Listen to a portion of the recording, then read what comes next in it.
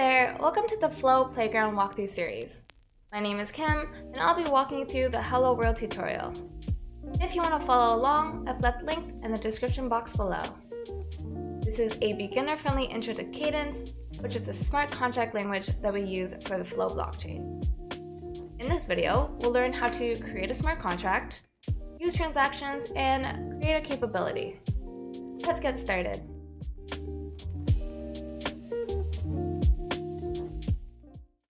Okay, first let's get familiar with accounts and transactions before we start. All state is stored in accounts. The interfaces to the state, aka the ways to interact with it, are also stored in accounts. An account has two areas. First is the contract area. This is where you could store as many smart contracts as you want, and also where the contract interfaces live. Second is the account file system. This is where the objects are stored in the account, along with the capabilities to control how these objects are accessed. Objects are stored in the storage domain and can be linked to from a path. A path is characterized by a domain and an identifier. There are only three valid domains that represent the three areas in the file system: storage, private, and public. Identifiers, on the other hand, are custom strings that can indicate what is stored in that path. For an example, if we look at the path in storage, the domain is /storage and the identifier is /bar. The storage domain is where all objects, such as structs and resource objects representing tokens or NFTs, are stored. It is only accessible by the owner of the account. The private domain acts like a private API. Only the owner and the accounts that have access can use these interfaces to call certain functions. Users will commonly store private capabilities here that refer to other accounts' private objects. The public domain is kind of like your account's public API. The owner can link capabilities here that anyone else in the network can access to interact with private assets that are stored in the account. All code execution takes place within transactions, which are blocks of code that are submitted by external users to interact with the persistent state, which includes directly modifying the account storage.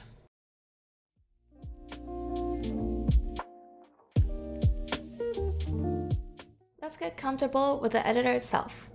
On the left side of the screen, you will see a list of accounts.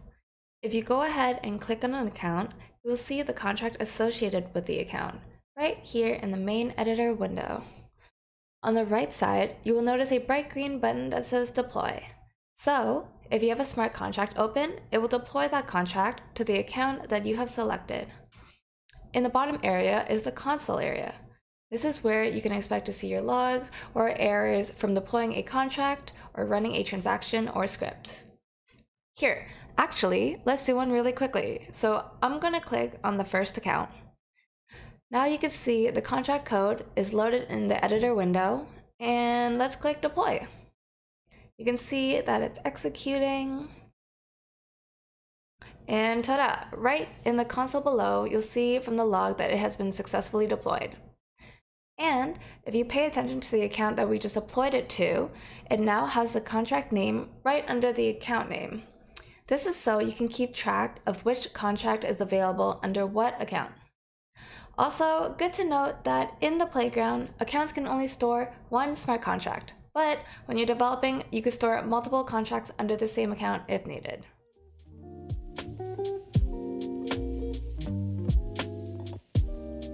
For starters, we're going to write a basic Hello World contract. So that means we will not be using resources for this first example. Since the tutorial already comes with the pre-assembled code that we need, I'll be walking you through and explaining all the important parts. You'll notice that the code is documented very concisely, so definitely take your time going through this on your own. I do recommend you understand every line of code before moving on to the next section, so take it at your own pace. If we take a look, this is how you create a smart contract. You can deploy the smart contract to your accounts here, and anytime we need to interact with it, we'll use a transaction or a script. The transaction or script will import the contract from the account that it's been deployed to. Alright, super simple. We're creating a public contract named Hello World.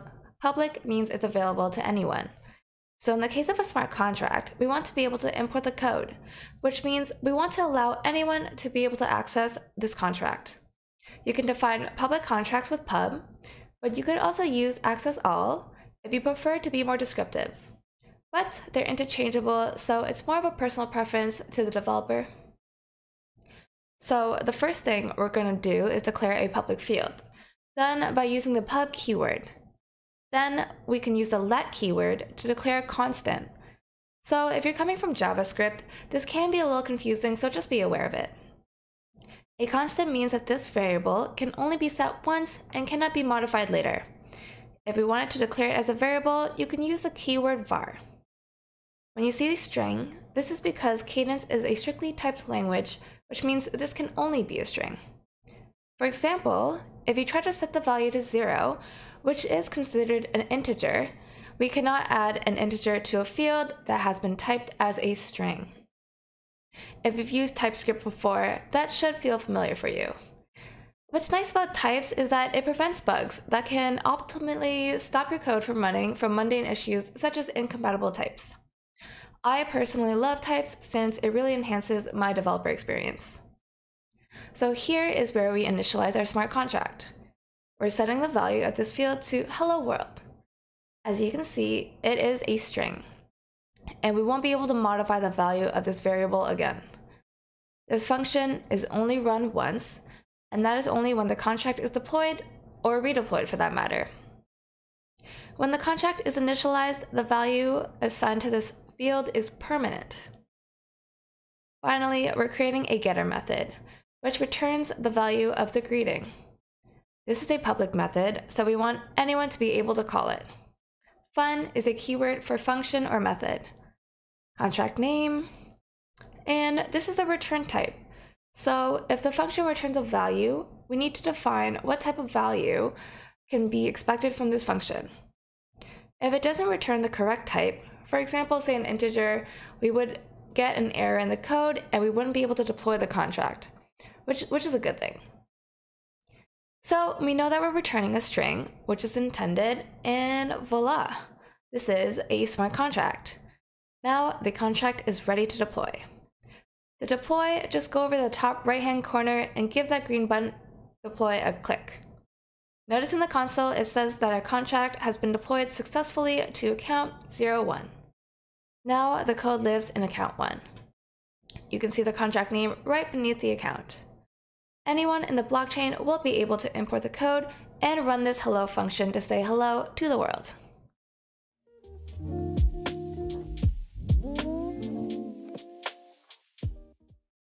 Let's hop over to transactions. Transactions are how you read and write from a blockchain. A transaction would typically be used if you need to modify something in the contract, return a value, or just read data from the contract itself.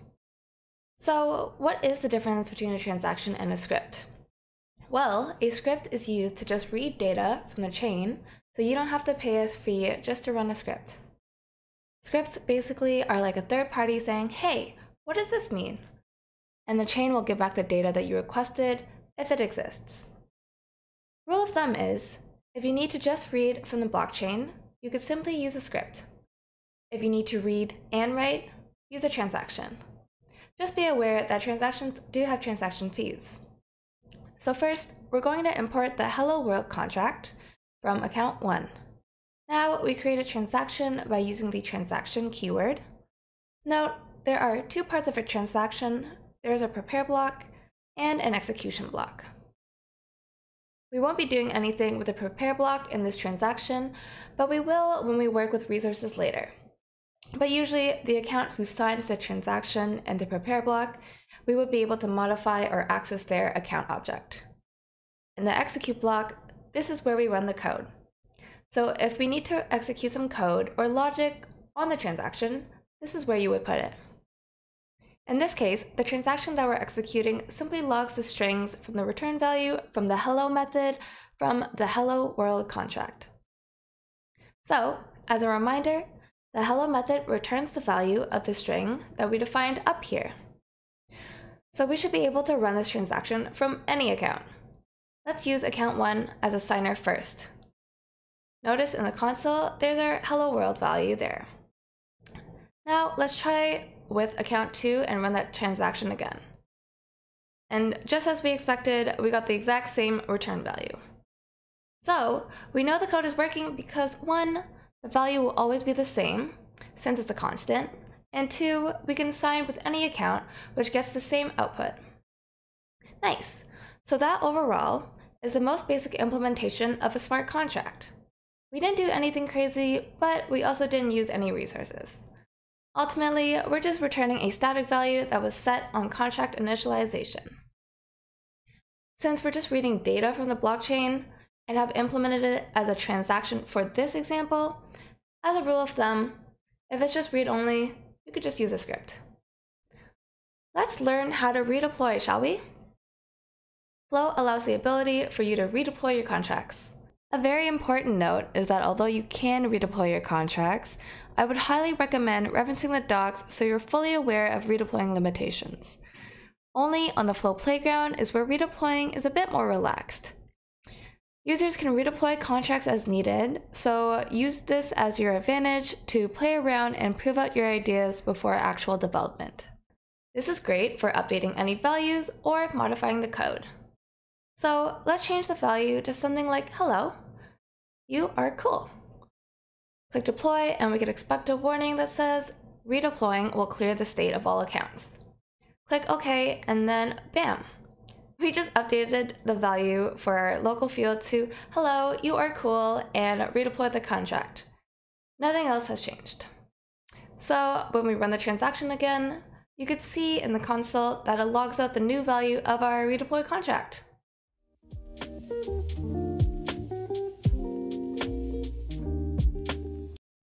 Now let's get to the fun stuff. We'll be getting into resources for this next step, which is a pretty powerful feature in Cadence. Cadence, as you know, is a smart contract for the Flow blockchain. It uses something called resources, which are technically objects that are linear types. These objects can only exist at one place at one time. So simply put, if I had a CryptoKitty NFT, it can only live in my account and it can't be living anywhere else. I would have to send it to another account, which will then be possessed by that new account that it was sent to. As a developer, you have to be really specific with what you're trying to do with that resource. Are you sending it around, trying to read from it, or use it in your code? You can't just leave it hanging in your code where it's going to get lost or not handled properly because Cadence will not let you do that. You won't be able to deploy your contract or send a transaction until you have done something with that resource or it has been handled properly. So as a dev, it's really nice that Cadence has your back and will give you warnings for that type of stuff. I'll make it clear as we go through this example.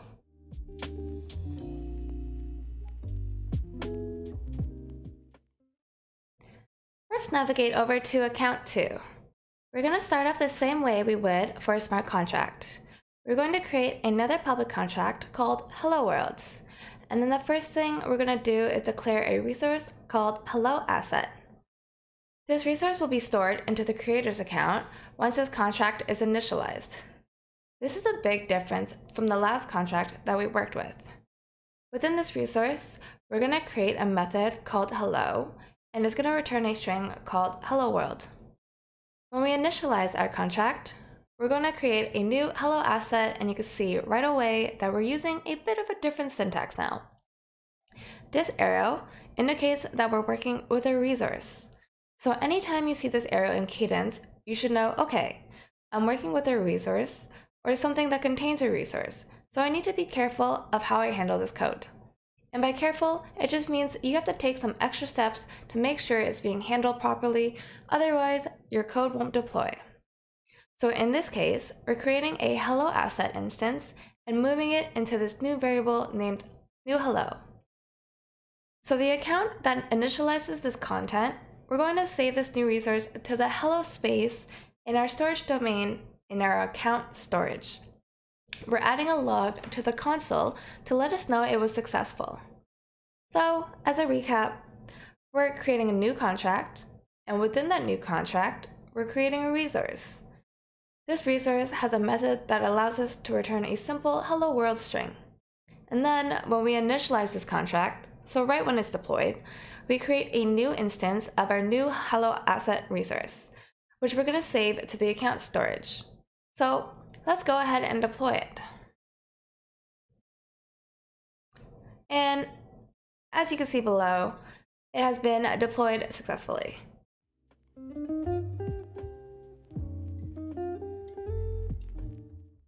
Now it's time to interact with our new contract and its resource. Navigate over to the load hello transaction. Of course, we're going to need to import the hello world contract from account 2. Make sure it's account 2 and not account 1, since we want to import the contract that has the resource. In this transaction, we're going to be using the prepare block, but not the execute block. This is how we load the hello asset resource from our account storage. We have to specify the exact place where we stored it, and we have to use the account that signed this. So this needs to be account number 2. Otherwise, there won't be a resource available in storage, which I'll demonstrate what will happen a little bit later. Then, we're going to be using something called optional chaining. So in case there's nothing in storage, meaning this method doesn't exist, we will need to account for that use case in our code. Otherwise, Cadence will not like that and won't let us run anything anyways. By using this question mark, we're checking that if hello resource is indeed not nil. By the way, nil is a value that represents that there's nothing there. So if this is a nil, we will go ahead and call the hello method on it. After we're done with it, we save the resource that we just pulled out, put back in the same place, which is the account storage. So now check out the exclamation mark here. This is the force unwrap operator.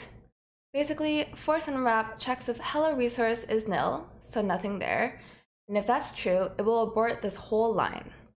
So if there isn't anything there, we just kill it because we don't want to execute the code. Before I show you how it runs, let's just do a quick recap. Import the contract from account 2, create a transaction, only use the prepare block since we're not executing anything, pulling a resource out of storage, checking if it exists, and if it does, call the hello method on it, and then popping it right back where we found it in the original account storage. So if I try running this with account 1, we're going to get an error because we don't actually have a resource in account 1 storage. So that's why it's saying unexpectedly found nil while forcing an optional value. That is our force unwrap doing its job. But if we try to change this to account 2, which is the account that has the resource we're trying to load, then we get hello world. So that's pretty neat stuff. But it's also pretty powerful because now we're actually manipulating resources and using it. This is a great demonstration of the power that resources have and how to interact with them when they're stored in an account.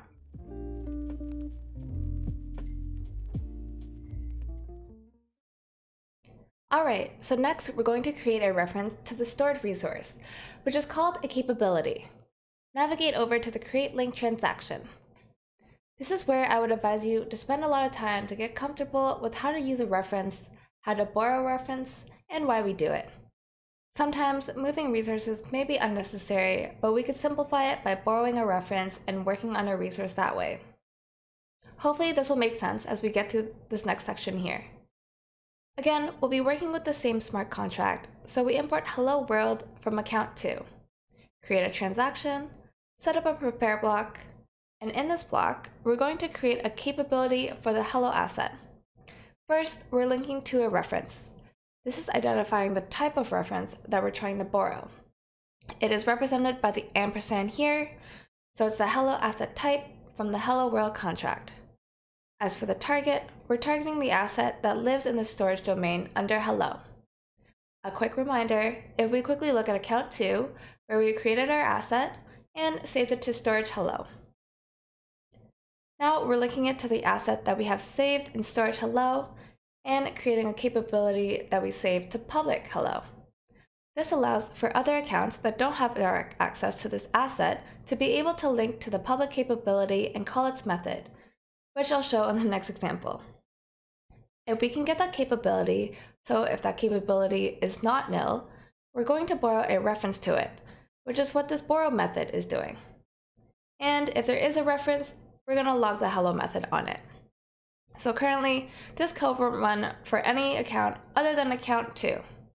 Let's try this first with account 2, which will link it, borrow to its own asset, and then call the method on it.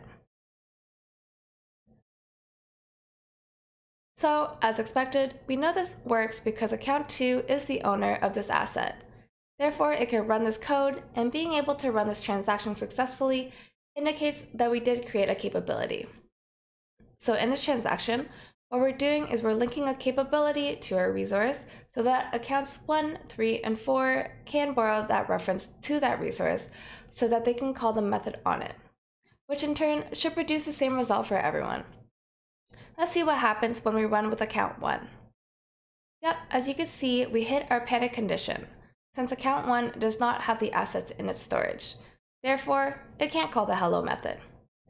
At this point, this transaction is only useful for the account that actually stores the resource, which demonstrates that just because there's a resource in existence and there's a public method on it, you still have to intentionally give the public access to that resource in order for them to actually work from it or read data from it. Let me show you how to make it work so we can interact with it from all the other accounts. Basically, this transaction is setting up what we're about to do in the next script. Again, importing the same contract. So now we're getting the public account object for account 2.